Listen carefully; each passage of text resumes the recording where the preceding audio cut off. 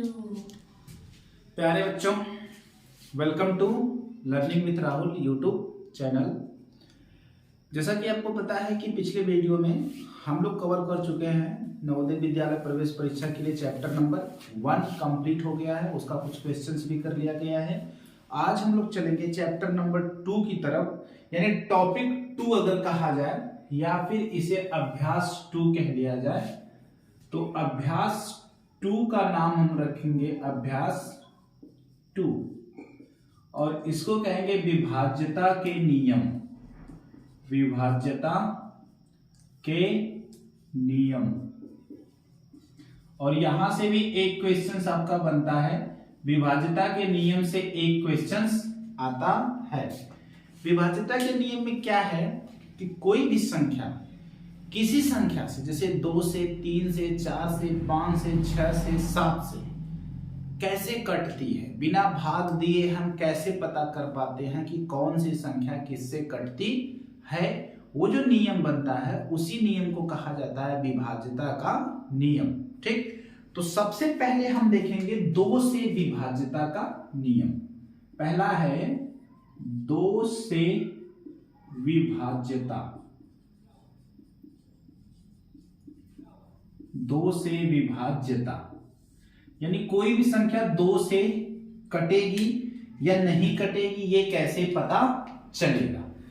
तो लिखेंगे कि यदि, लिखते चलिएगा, किसी संख्या का अंतिम अंक, किसी संख्या का अंतिम अंक 0, 2, 4, 6 या 8 हो तो वह संख्या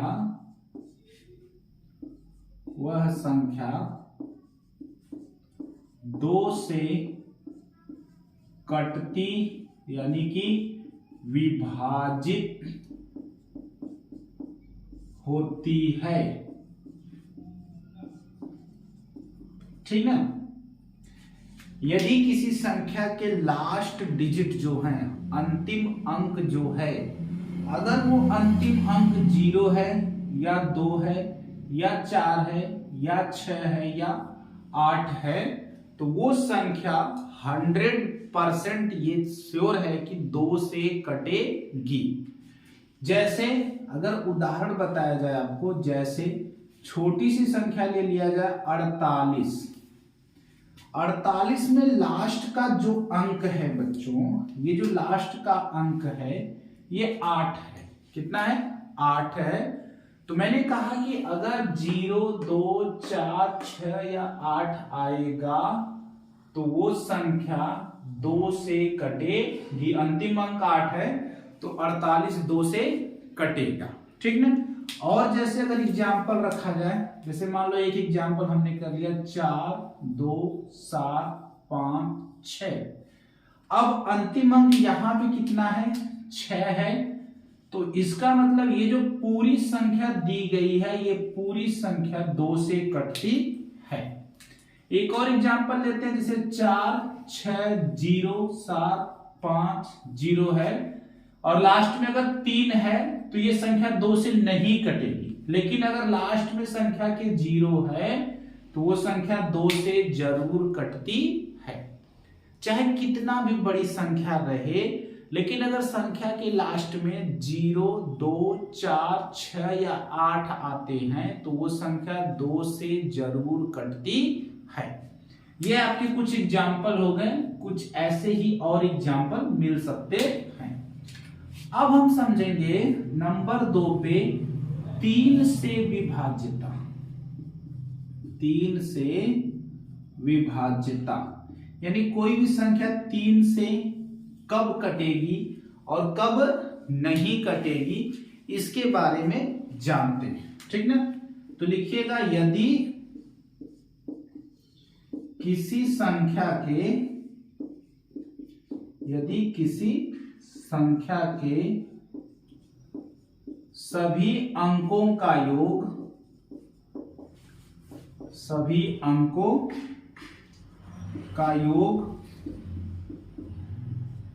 सभी अंकों का योगफल 3 से कटता है तो वह संख्या भी 3 से अवश्य विभाजित होगी। ठीक ना। देखिएगा, मैंने क्या कहा कि यदि किसी संख्या में सारे अंकों को जोड़ दिया जाए और जोड़ने के बाद जो योगफल आ रहा है, अगर वो योगफल 3 से कटता है तो पूरी की पूरी संख्या 3 से जरूर कटेगी। जैसे एग्जाम्पल इसका लिखा जाए, जैसे मान लीजिए हमने एक संख्या ले ली 7, 5। अब इसमें कितने अंक हैं? 2 अंक हैं। इन दोनों अंकों को जोड़ दीजिए, यानी 7 और 5 को जोड़ दीजिए तो 7 + 5 = 12 आता है। और 12 जो है ये 3 से कटता है, 3 चौको 12, तो ये पूरी की पूरी संख्या भी 3 से जरूर कटेगी। ठीक ना। चलिए इसी तरह से और एक संख्या लिखा जाए 4, 2, 6, 5, 1। अब इसके अंकों को जोड़ते हैं, 4 और 2 6, 6 6 12 और 6 3 18। जोड़िएगा, सबको जोड़ते हैं। 4 + 2 + 6 + 5 + 1 तो कितना आ रहा है? 18 आ रहा है। कितना आ रहा है? 18। और 18 जो है वो 3 से कटता है, 3 छक्का 18 होता है। तो ये पूरी की पूरी संख्या जो है ये 3 से कटेगी। आप भाग देकर चेक भी कर सकते हैं, ये पूरी की पूरी संख्या 3 से जरूर कटती है। इसी तरह से और एक एग्जांपल है, 3, 2, 7, 5, 6, 3, 9, 4। अब इसके अंकों को जोड़ा जाए। ठीक है, देखते हैं कि कटती है कि नहीं कटती। 3 और 2 मिलके 5, 5 और 7 मिलके 12, 12 और 5 मिलके 17, 17 और 6 मिलके 23, 23 और 3 मिलके 26, 26 और 9 मिलके 35, 35 और 4 मिलके कितना हुआ? 39। कितना हुआ? 39 हुआ। अगर इसका योग 39 आ रहा है, एक बार फिर से जोड़िएगा, 4 और 9 13, 13 3 16, 16 6 22, 22 5 27, 27 और 7 34, 34 और 2 35, 35 36, 36 और 3 39। कितना हुआ? 39।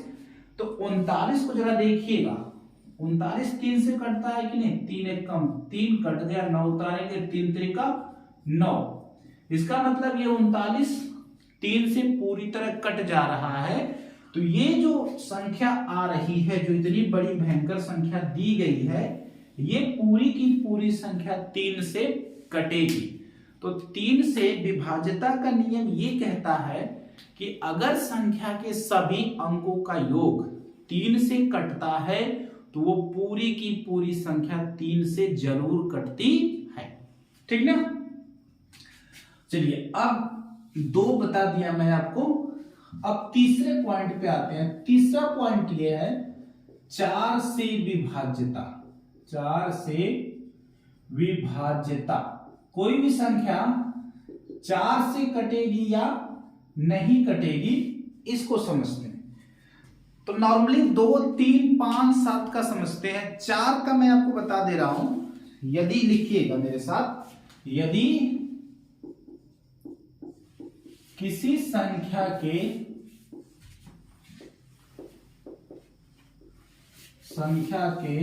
अंतिम 2 अंक 4 से कटते हैं, 4 से कटते हैं तो या अंतिम 2 अंक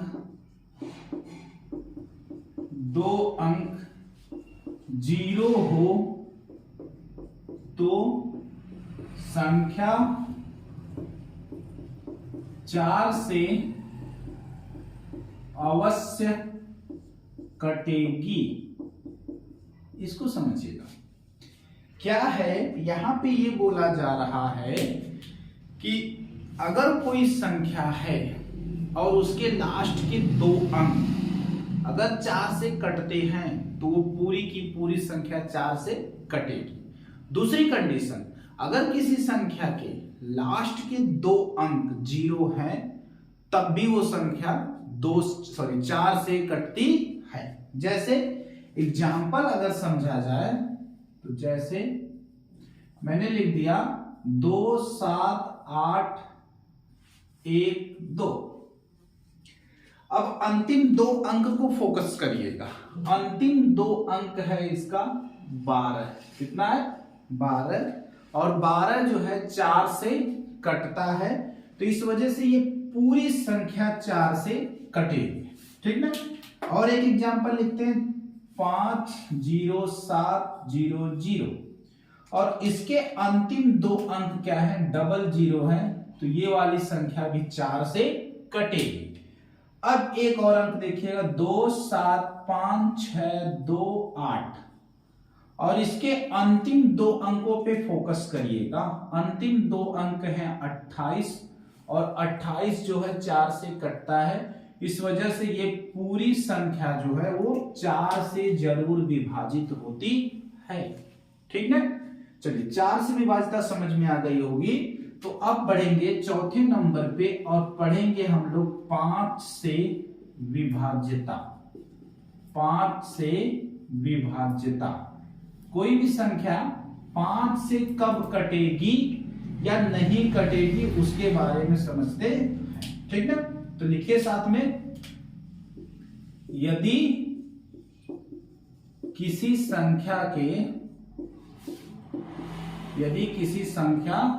के अंतिम अंक 0 या 5 हो तो संख्या 5 से कटती है। तो यहां पे कंडीशन ये है कि अगर अंतिम अंक 0 है और अगर अंतिम अंक 5 है, दोनों में से कोई भी है तो वो संख्या 5 से कटेगी। जैसे कि एग्जाम्पल समझिएगा इसका, मैंने लिख दिया 7 5 0 6 5। यहां पे अंतिम अंक बच्चों क्या है? 5 है, तो ये पूरी की पूरी संख्या 5 से कटेगी। एक और एग्जाम्पल लिखता हूं 7 6 5 0 7 0, तो इसका अंतिम अंक 0 है, इस वजह से ये पूरी की पूरी संख्या 5 से कटेगी। ठीक ना? तो विभाज्यता का नियम आपको बता दिया गया। 2 से विभाज्यता, 3 से विभाज्यता, 4 से विभाज्यता और 5 से विभाज्यता का नियम आप लोग समझ चुके हैं। अब हम लोग आगे पढ़ेंगे 6 से विभाज्यता कैसे होती है। 6 से विभाज्यता कैसे होती है और लास्ट में एक और टॉपिक पढ़ा जाएगा 7 से विभाज्यता कैसे होती है। बाकी इससे ऊपर जब आप विभाजित करने जाएंगे ना 8 से 9 से 10 से 11 से, तो रूल बहुत कठिन हो जाते हैं। जैसे सम संख्याओं को जोड़ना है, विषम संख्याओं को जोड़ना है, अंतर निकालना है, तो इस वजह से उसको भाग देकर भी ट्राई किया जा सकता है। ठीक ना? तो सिंपल यह है कि आप 6 से विभाज्यता पढ़ लीजिए और फिर 7 से विभाज्यता पढ़ लीजिए, तो विभाज्यता का ये रूल खत्म हो जाएगा। बाकी 11 से विभाज्यता जो है उसको पढ़ने की जरूरत नहीं है। ठीक ना? उसमें मत उलझिएगा। 11 से विभाज्यता अगर आपको जाननी है तो सिर्फ 11 से भाग देकर ट्राई कर लीजिएगा कि 11 से विभाज्य है या नहीं। चलिए इसको मिटाते हैं। स्क्रीनशॉट आप लेना चाहें तो ले सकते हैं, मैं थोड़ा सा हट जाता हूं, स्क्रीनशॉट ले लीजिए। ठीक ना? चलिए मिटाया जाए। तो 2 से विभाज्यता आप लोग पढ़ लिए हैं, 3 से विभाज्यता पढ़ लिए हैं, 4 से विभाज्यता पढ़ लिए हैं, 5 से विभाज्यता पढ़ लिए हैं। अब आ जाते हैं हम लोग 6 से विभाज्यता पे। कोई संख्या 6 से कब विभाजित होगी? 6 से विभाज्यता, ठीक ना। इसमें कोई अलग का रूल नहीं है, ये पिछले रूल को ही रिपीट करता है। जैसे यदि कोई, लिखिएगा मेरे साथ, यदि कोई संख्या 2 से तथा 3 से दोनों से विभाजित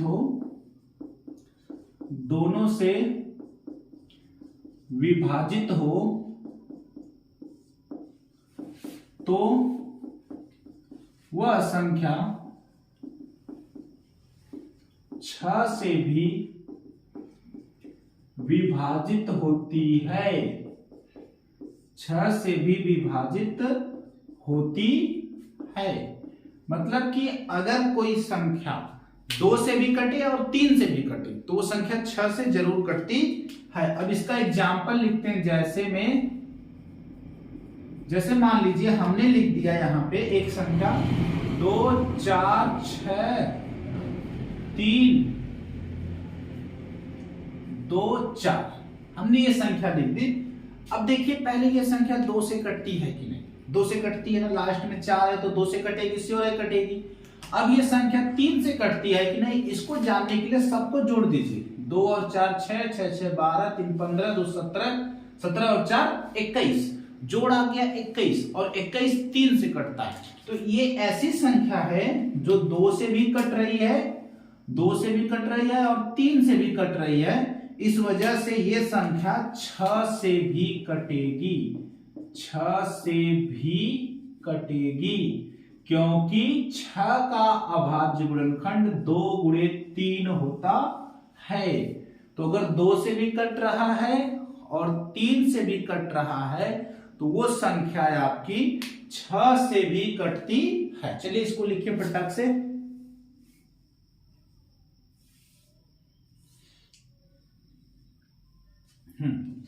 अब समझते हैं अगला, 7 से विभाज्यता। 6वां पॉइंट है आपका 7 से विभाज्यता। ये तो सबसे आसान है, समझ लीजिए। 7 से विभाज्यता कैसे है? सारी संख्याओं पे ये रूल लागू नहीं होता है, केवल कुछ संख्याओं पे ये रूल लागू होता है। यदि किसी संख्या का अंक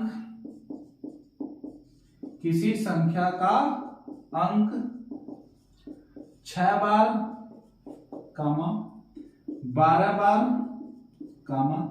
18 बार, डॉट डॉट, अर्थात 6 का गुणज में हो तो वह संख्या 7 से कटती है, 7 से कटती है।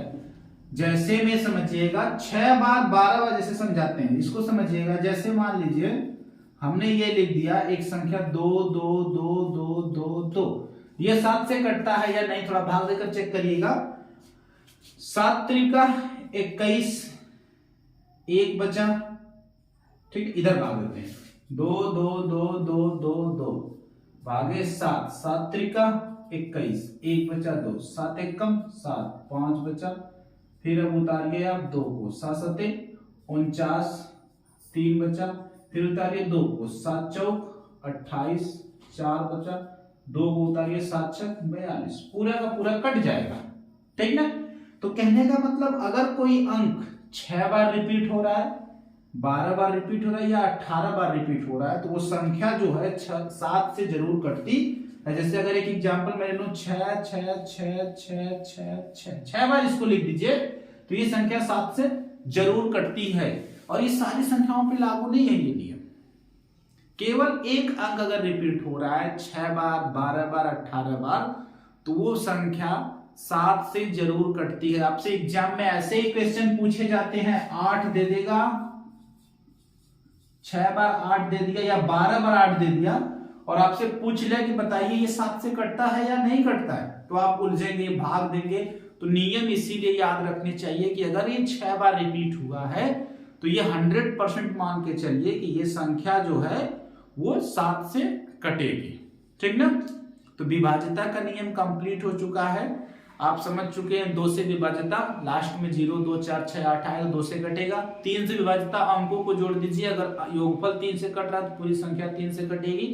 4 से विभाज्यता, लास्ट के 2 अंक या तो 0 हो या तो लास्ट के 2 अंक 4 से कटते हो तो पूरी संख्या 4 से कटेगी। 5 से विभाज्यता, लास्ट का अंक 0 हो या 5 हो तो पूरी संख्या 5 से कटेगी। 6 से विभाज्यता, अगर कोई संख्या 2 से कटे 3 से कटे तो वो पूरी की पूरी संख्या 6 से जरूर कटती है। 7 से विभाज्यता, अगर कोई संख्या या कोई अंक 6 बार रिपीट हो या 12 बार रिपीट हो या 18 बार रिपीट हो तो श्योर है कि वो संख्या 7 से कटती है, ठीक है बच्चों। क्लियर हो गया होगा आपका विभाज्यता का नियम। अब अगले वीडियो में हम लोग कुछ इससे संबंधित सवाल करेंगे और फिर नेक्स्ट चैप्टर की तरफ मूव करेंगे। मिलेंगे अगले वीडियो में।